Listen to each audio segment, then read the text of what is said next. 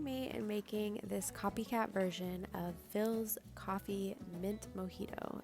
This coffee drink is so refreshing. It's perfect for the summertime.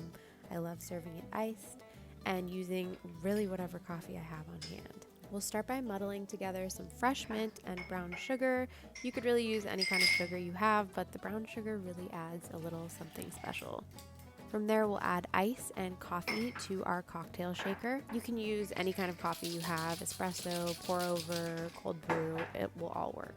And from there, we're gonna shake everything up. I find that using a cocktail shaker and ice inside of that shaker really helps to break up the sugar and infuse the coffee with that mint flavor.